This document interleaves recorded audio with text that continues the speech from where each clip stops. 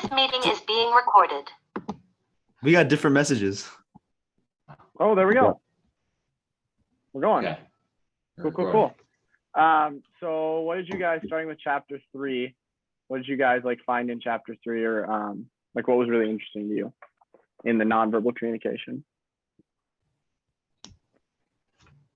I think the nonverbal really stood out, and how it's such an important part of communication, and that it can sometimes be even more important when communicating with different people. You can say more than your words can sometimes.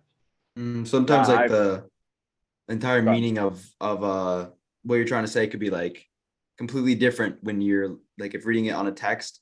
If someone says it in person, it could be completely different than what you would initially think. Yeah, I always think it was just like, what, because I was like, nonverbal is definitely a thing, but I didn't realize like how much it really played in, where it was like, this is nonverbal and this is like body language, voice tone, eye contact, like everything. And I thought it was kind of wild when it was saying like some languages have like 5 words for like one word that we have, or like one word that we have doesn't even exist in another language. And then in that case, like you have to use nonverbal because otherwise it makes no sense. Yeah, I thought it was interesting that there's different nonverbal communication for different groups or different countries.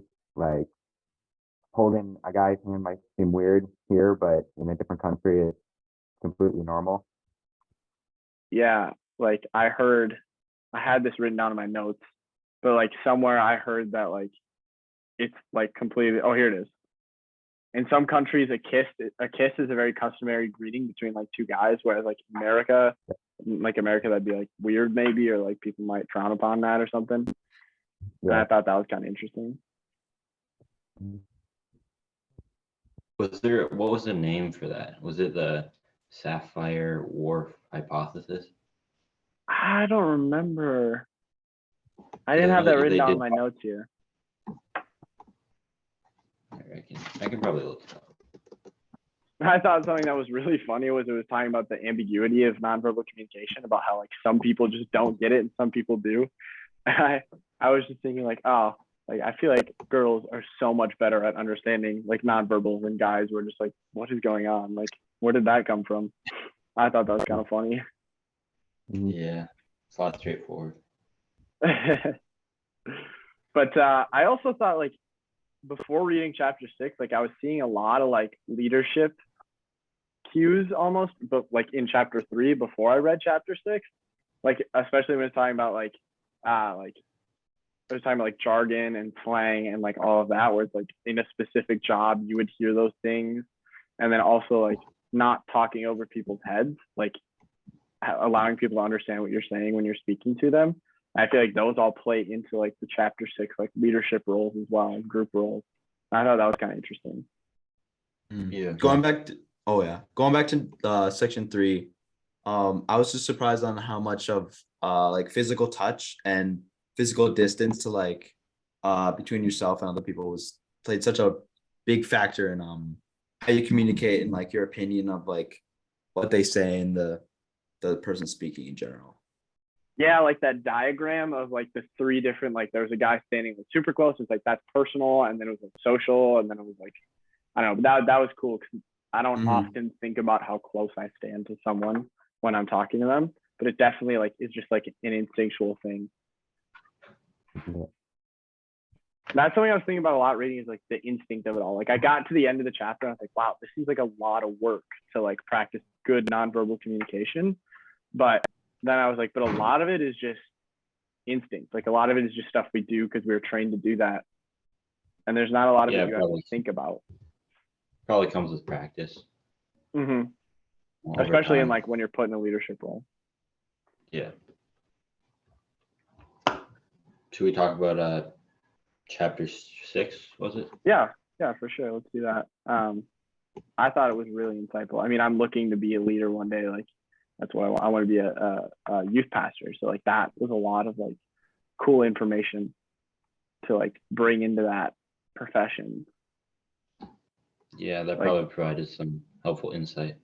Yeah, especially within like groups or solo leading, like all of those things are like the whole first chapter about small groups, like the types and the roles, like is really cool because like I lead a small group at my church currently of middle schoolers, and I lead another one of high schoolers, and so it's cool to see like how they fit together and like how different groups work. Like some have like leaders and some are like a discussion based forum. Like for sure with my group of high schoolers, it's more like everyone's kind of discussing and it's like no one's really the leader. But with my group of middle schoolers, me and my buddy are like definitely the leaders, and we like run the discussion and the conversation. And would you say that you see different like roles? I know it talked about different roles in the groups. Do you see those in your groups you work with? Yeah, like one thing that I thought was really interesting that I've seen, but I kind of like it made sense once I read it, was that one specific role or kind of group is that like there's kind of the group of people that don't really talk, and there's a group of people that do. And like every time a question is asked, like people look to those people who do talk, like people who don't. And I thought that was a really interesting like dynamic of how that communication works, is like some people just expect certain people in the group to respond to things more than others. Yeah. I thought the small group, the stages of development of small groups was pretty interesting, and how it actually, the final stage of small groups is when it's dissolved, like that's a stage of it, Yeah.